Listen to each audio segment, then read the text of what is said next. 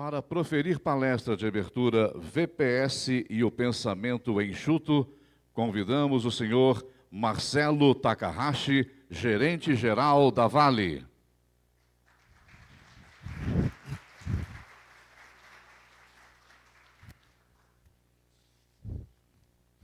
Obrigado. Boa tarde. Já fazem praticamente 20 anos que eu venho atuando dentro da indústria, implementando o pensamento enxuto.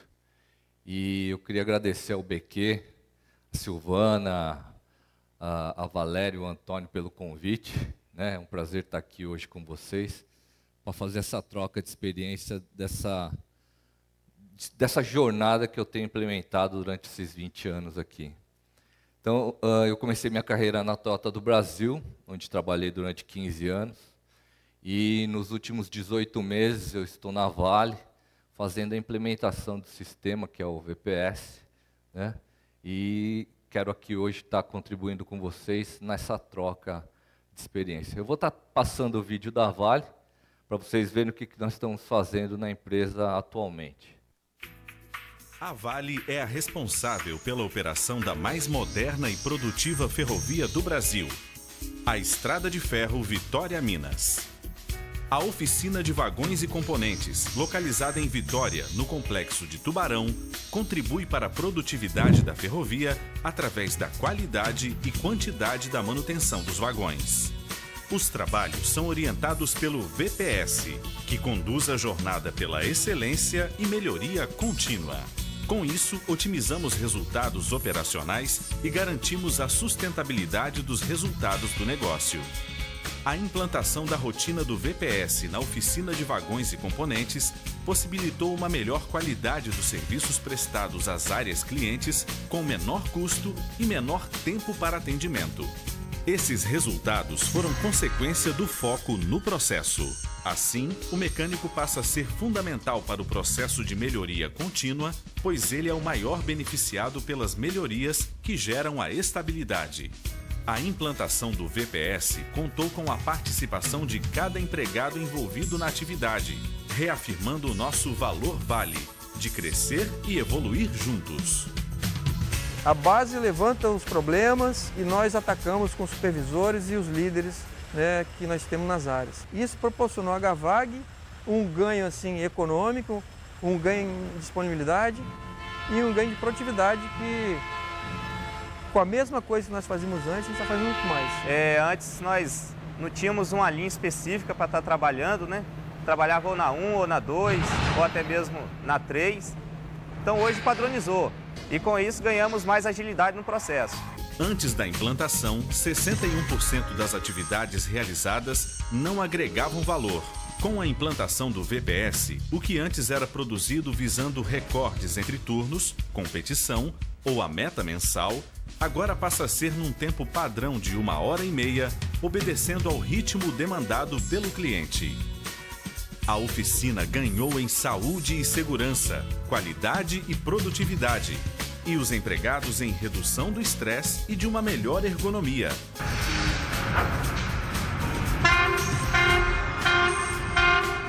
Conceitos de 4S mais S foram utilizados, tornando o ambiente mais organizado e fácil de trabalhar. Quando você olha que o mecânico demorava para pegar uma ferramenta dentro de uma caixa de ferramenta em torno de 2 minutos, e hoje ele pega essa ferramenta com exatamente 3 segundos, que ele bate o olho e fala, eu quero a 1516, ele levanta o braço, pega a 1516 e utiliza.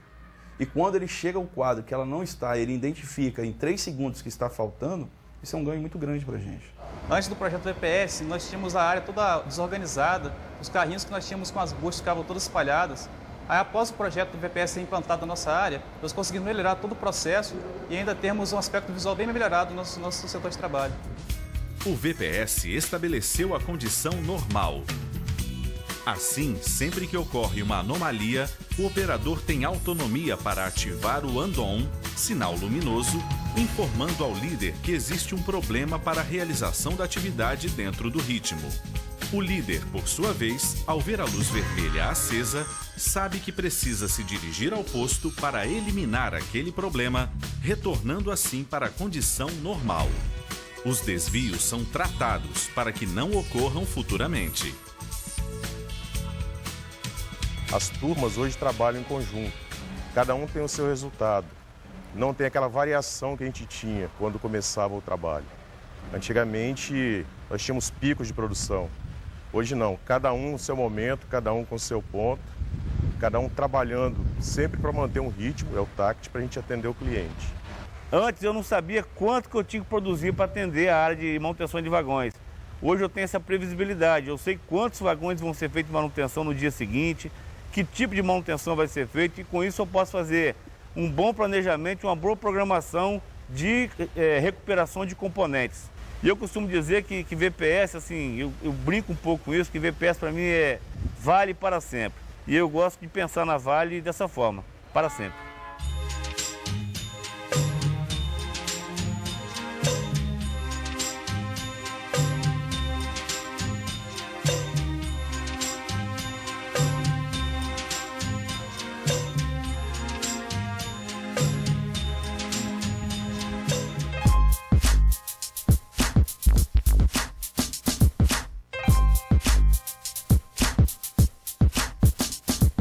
VPS, excelência, é trabalhar sem desperdícios.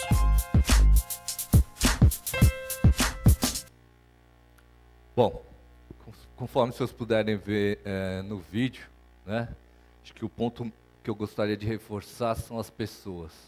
Esse é o maior valor que qualquer empresa tem. E a confiança mútua e envolvimento efetivo dos empregados na implementação desses conceitos é o grande diferencial. Contando um pouquinho da história do que aconteceu, em 1950, a Toyota ela sofreu uma crise financeira, onde pela primeira vez, né, isso aconteceu uma única vez dentro da Toyota, eles tiveram que tomar uma decisão em estar fazendo a empresa se alavancar e tomar um novo rumo, ou simplesmente desfazer do negócio, né? O presidente, na época, juntou toda a equipe de trabalho e, nessa época, a Toyota ela era 8 vezes menos eficiente do que as concorrentes americanas. O produto que ela produzia, a qualidade do produto não era confiável, né? E o custo de produção, para cada carro que produzia, dava mais prejuízo do que lucro. Então ele perguntou, né, para os operários deles, como fazer então para a gente retomar o rumo novamente do negócio. Foi aí que apareceu o sistema de sugestão dentro da empresa, que na tradução, né, do conceito é boas ideias fazem bons produtos, né? Então, com o sistema de sugestão sendo implementado, com a participação efetiva de cada empregado, é que começou a ter a recuperação da empresa. Então, esse é o primeiro ponto que a gente tem que estar enfatizando numa implementação do sistema, que é o envolvimento de todas as pessoas, desde a liderança até o operador. Outro ponto importante dentro do sistema atual de produção, ou do conceito do pensamento, né, enxuto, o Lean, é a questão do problema. Hoje, a maior parte das empresas que eu tenho visto trabalhar, vê o problema de forma pejorativa, negativa, né? Na verdade, o problema é a grande oportunidade das empresas de estarem fazendo essa virada de jogo, né? Então, como é que a gente explora e valoriza a aparição dos problemas, faz o problema realmente ser visível, ele vir à tona, para a gente trabalhar na causa do problema. Eu costumo usar um exemplo, né, que é o do câncer de próstata. Na maioria dos casos, ainda hoje, no mundo, a gente acaba, né, nós, homens, né, do sexo, a gente acaba descobrindo o câncer de uma forma tardia, né? Que a gente poderia estar se prevenindo e estar identificando o problema antes de ter que fazer uma intervenção cirúrgica, né? Então, é justamente isso. Como é que a gente consegue ser proativo em estar identificando aqueles problemas ele ainda na sua fase inicial, né? Que ele pode ser remediado sem ter que fazer uma grande intervenção, e a gente está atuando na causa raiz e matando essa questão. Outro ponto que eu queria reforçar, dentro da implementação do pensamento enxuto, né, é a questão da conta de padeiro aqui. Hoje, o mundo, o ambiente de negócios vem mudando, e a gente tem que se adaptar a essa nova maneira que está acontecendo no mundo. O valor do produto, quem define é o mercado, né? E dentro dos custos de produção, boa parcela do que está embutido nisso são os desperdícios. Então, como é que a gente trabalha esses desperdícios que estão acontecendo no dia a dia? Como é que a gente envolve as pessoas para entender essa mudança de ambiente no negócio que está acontecendo, para que a gente possa realmente fazer essa virada e absorver esse desafio que a globalização hoje está fazendo com que a gente tome uma ação. A gente trabalhando nos custos, na verdade, os impactos, né, relativos à segurança, acidente zero, a ter um meio ambiente mais sustentável, qualidade, conforme a Silvana mesmo já comentou aqui, nos volumes e prazos de entrega, estão todos envolvidos dentro desse conceito. Então, a gente focando nos desperdícios, na redução de custos do nosso negócio, com certeza a gente vai estar atingindo, por consequência, todos esses indicadores que também são importantes no dia a dia da nossa empresa. O que acontece muito hoje, né? Na maioria das empresas que eu tenho trabalhado, se preocupa-se muito com a mudança cultural. Eu escuto muito que as empresas não têm essa cultura. Nós, brasileiros, não temos essa cultura de eliminar desperdício, né? No modelo antigo, a gente pensa como fazer para mudar o comportamento. Essa nova visão de mudar o comportamento e através da mudança de comportamento se mudar a cultura é a nova maneira de fazer, principalmente na implementação do Lean. Então, como é que, de forma prática, no dia a dia, através do novo comportamento, uma nova atitude na maneira de agir, na maneira de trabalhar, de fazer o nosso negócio, a gente acaba mudando a cultura, não só dentro da empresa, como do nosso país. Estou usando esse material do Kaizen Institute, que é do Masaaki Imai, para mostrar a importância da média e da alta gerência na implementação de uma cultura nova. Existe a preocupação grande, né, principalmente da alta gerência, de estar fazendo inovação, melhoria contínua. Mas eles esquecem, né, que metade da parcela de uma atividade, antes de se fazer uma melhoria, antes de se inovar, é buscar estabilidade. Como é que a gente mantém a condição estável, a condição normal de trabalho no dia a dia, para que garantindo que essa condição estável é que dê a condição para se fazer a melhoria. Como a gente pode ver aqui, nessa divisão de responsabilidades, a alta gerência, inclusive, tem a sua parcela de responsabilidade em estar mantendo a condição normal do dia a dia. A média gerência, a supervisão, a maior parte do tempo é fazer justamente a garantia e a manutenção disso, né? A maioria das empresas se esquecem desses níveis aqui e acham que isso aqui é função do operador. E na verdade não é. O operador está lá para executar o trabalho padronizado, aquilo que foi identificado para ele fazer. Quem garante a estabilidade durante a rotina operacional são esses níveis aqui. É isso que a gente tem que estar focado, tem que estar procurando. Aquela mesma imagem traduzida num gráfico é essa imagem aqui. Existe uma condição normal, que é uma padronização atual, né? Que a gente tem, é uma referência inicial. Naturalmente, isso acaba se deteriorando, quebra de máquina, troca de mão de obra, falta de material, perdas no processo.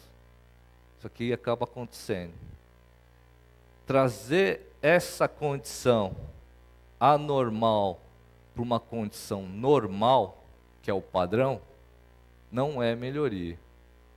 É só voltar à situação inicial.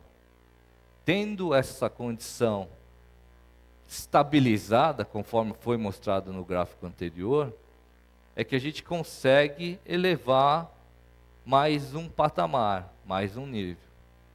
Então, passando desse nível de estabilidade para um nível acima, aí é a melhoria contínua. O que a gente não pode esquecer, e o que acontece na maioria das empresas, é que, conseguindo se atingir esse novo patamar, se faz uma outra atividade. E na verdade não é. É a partir daqui que a gente começa a girar o PDCA, ou o SDCA. Depende do termo que você quiser usar. Essa condição de um novo patamar, ela volta para a condição 1 novamente, que é o SDCA, e o ciclo volta a rodar. Esse é o conceito, né, da melhoria contínua. O ponto importante que eu queria reforçar e trocar com vocês, o conceito do 4S mais S. Todos vocês conhecem esse termo, 4S mais S ou não? Que é só continha de matemática. 4 mais 1, 5S. Né? A maioria das empresas ainda continua utilizando o conceito do 5S como fim. Na verdade, o 4S mais S, o 5S é o meio. Né? Qual que é a finalidade, qual que é o objetivo da gente estar usando essa ferramenta? É um controle visual, para que a normalidade salte aos olhos. Então, a brincadeira que eu faço é aqui. Quando as coisas estão padronizadas, organizadas, bem definidas, qualquer um, ao bater os olhos, identifica a anormalidade. E cabe nós resolver por que isso aconteceu, qual foi a causa raiz. Preciso da ajuda de vocês. Isso aqui é um 5S? É considerado 5S ou não? Quem se habilita? Quem mais? Eu trouxe aqui para vocês que esse é o 5S na Nippon Steel, na planta de Oita, no Japão. Qual que é o objetivo de se manter esses filtros ou esses panos brancos? É justamente o slide anterior. Para que o equipamento funcione de forma normal, não pode ter vazamento. Então, qualquer pinguinho que cair em um desses filtros brancos, ele consegue trazer de forma visual e imediata uma anormalidade. E tendo um vazamento, pode ocorrer uma queda de pressão e o equipamento ele não vai estar funcionando a contento. Então esse é o 4S mais S, né? O 5S que deveria estar sendo aplicado nas empresas hoje. trabalho padronizado também é uma ferramenta. E ele tem o mesmo objetivo, que é garantir a estabilidade do processo e fazer com que as anormalidades elas apareçam. Então aqui está um exemplo de um trabalho padronizado, onde está descrito quais são as atividades que o operador tem que fazer, em que sequência ele tem que fazer isso, de forma bastante simples, através de fotos, como ele faz a atividade, e no próprio layout, a melhor rota, a melhor maneira dele estar fazendo isso.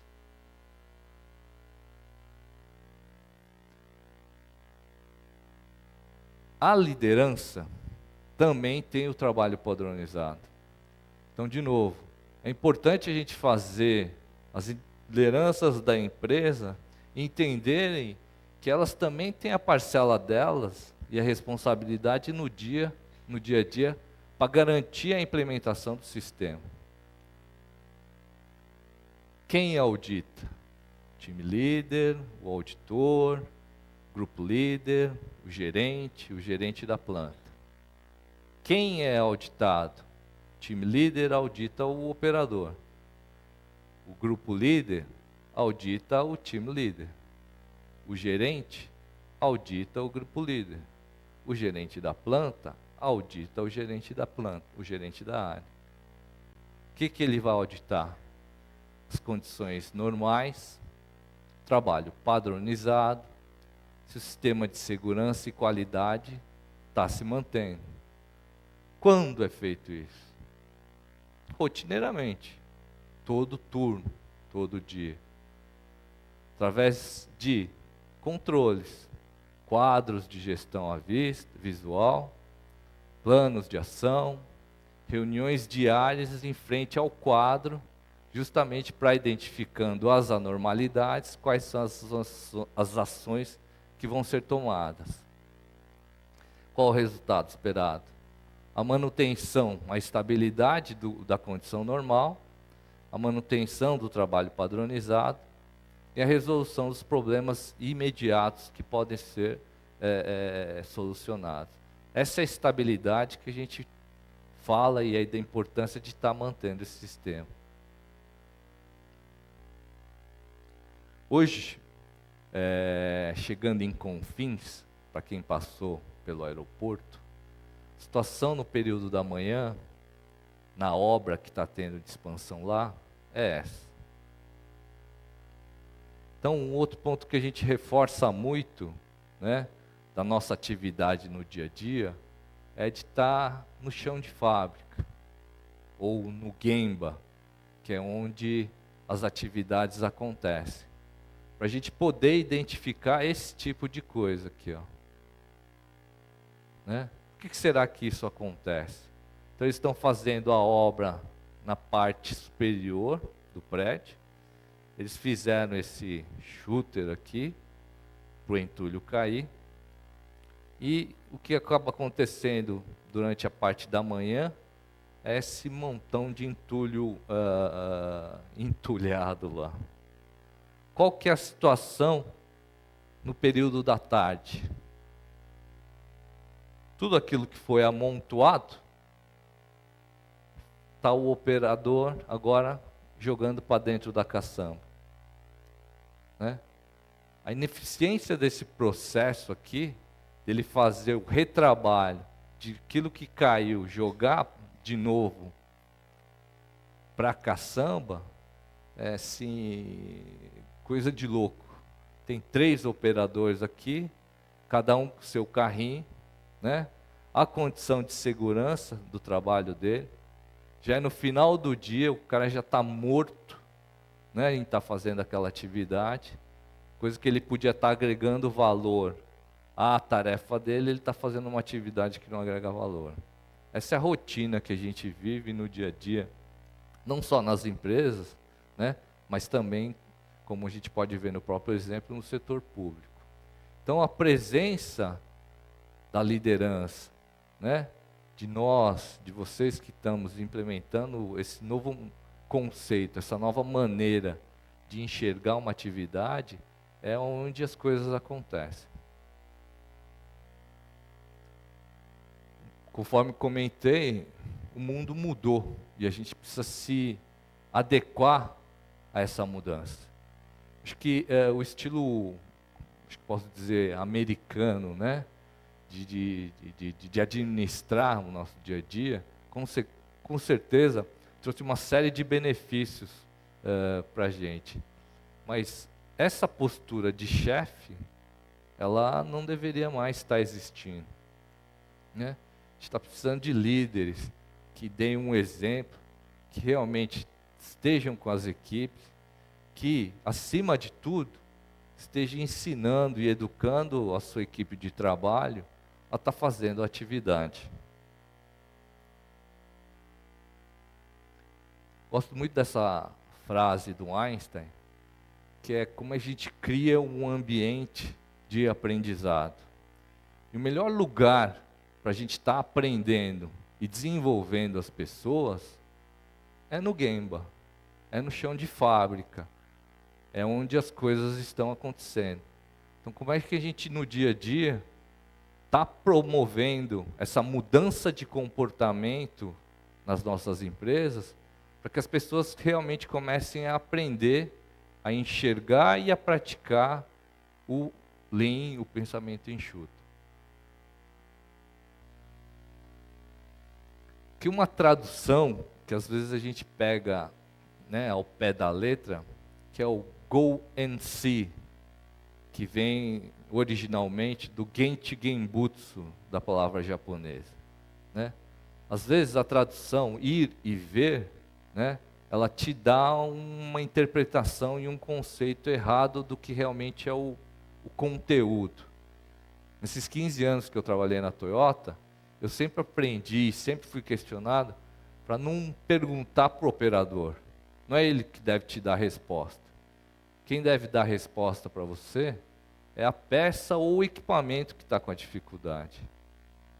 Esse operador aqui, para manusear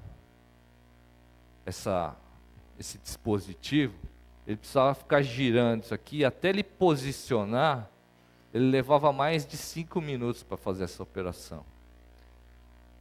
Não dá para imaginar a dificuldade, o peso e o risco dessa peça se cair no pé dele. Agora, quando você faz isso, aí você consegue realmente sentir, né, quais são as dificuldades de se fazer essa atividade.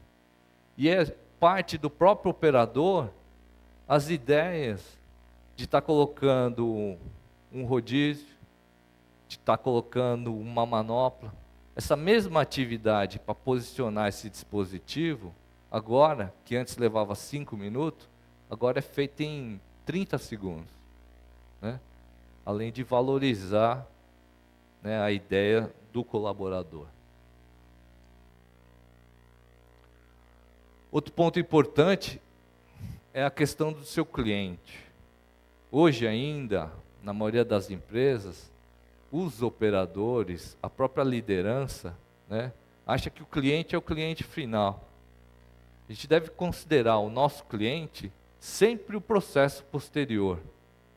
Porque se a gente trabalhar com o conceito de cliente em primeiro lugar, né, entregar a peça que ele precisa, na hora que ele precisa, na qualidade que ele precisa, na quantidade que ele precisa, naturalmente, quando chegar no cliente final, esse processo ele está já otimizado, né, e feito da melhor forma possível.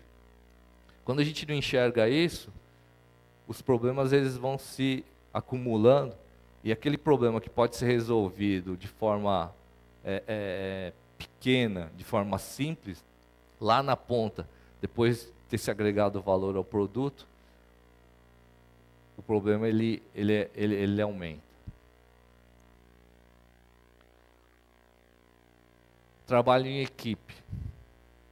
A diferença entre a eficiência individual e a eficiência coletiva.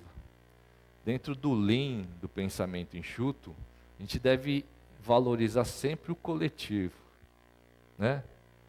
a gente sabe o quanto a eficiência individual, ela cria turbulências desnecessárias, né? Fazendo com que todo o grupo acabe se prejudicando pelo simples fato de se pensar num único indivíduo. Quando todos trabalham no mesmo ritmo, focados por uma mesma direção, né? O trabalho em equipe ele é valorizado e a eficiência do todo ela é reforçada. A atitude de dono, acho que esse é o ponto importante. Como é que a gente valoriza o operador a estar fazendo as atividades? Então assim, uma atividade que para ele tinha uma dificuldade de ser uma barra de ferro que pesa uns 10 quilos, ele precisava puxar isso aqui 1,5 metro para tirar desse dispositivo. Eles criaram esse dispositivo aqui que é só puxar que a alavanca sai. E aí depois eles pensaram num novo sistema de mola para devolver a alavanca sem ter que estar puxando a tramelinha. Mas isso se deve por quê? Porque esses caras aqui que estão fazendo a atividade se sentem dono, se apropriam da atividade, né? É assim que as coisas devem funcionar. Então, a disposição de começar atividades pequenas, simples, fáceis de serem feitas. Ficar rodando o PDCA várias vezes e aprendendo através dos experimentos e erros. É isso que vai fazer com que cada atividade ela seja sustentada pela atividade anterior. E como consequência, o resultado vai aparecer.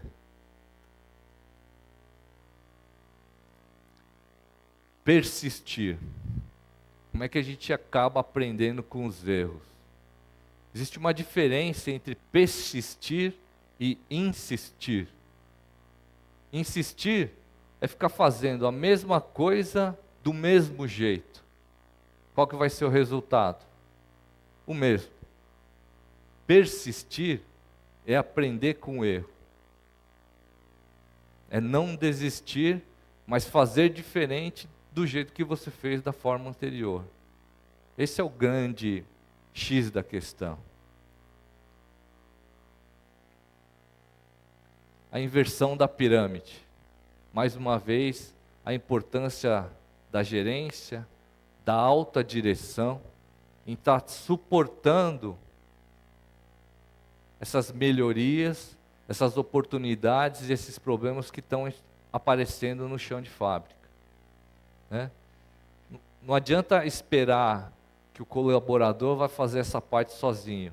Essa é a grande parte, a maioria das nossas empresas.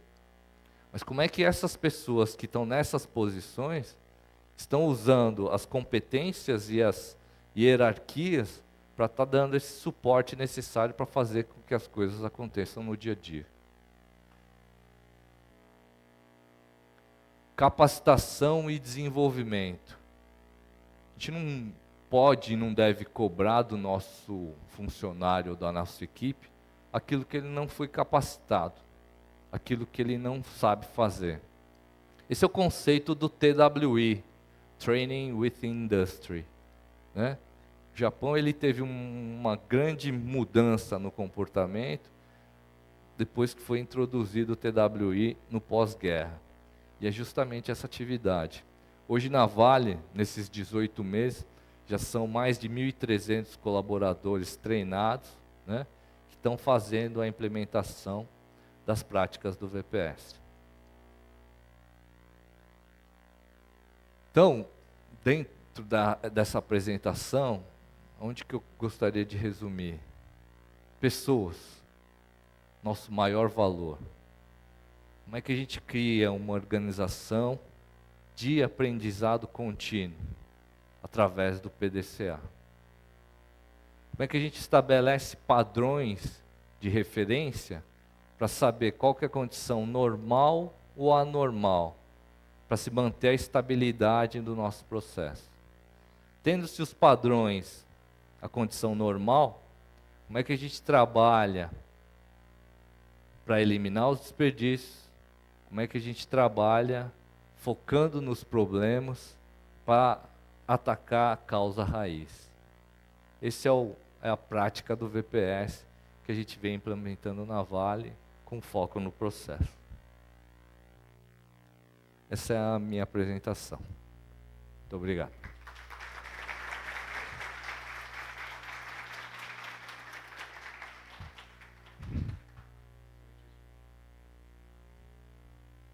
Obrigado ao senhor Marcelo Takahashi, gerente-geral da Vale, por favor. Senhor Marcelo, receba da equipe organizadora desse evento uma lembrança do nosso grande encontro, por favor. Muito obrigado.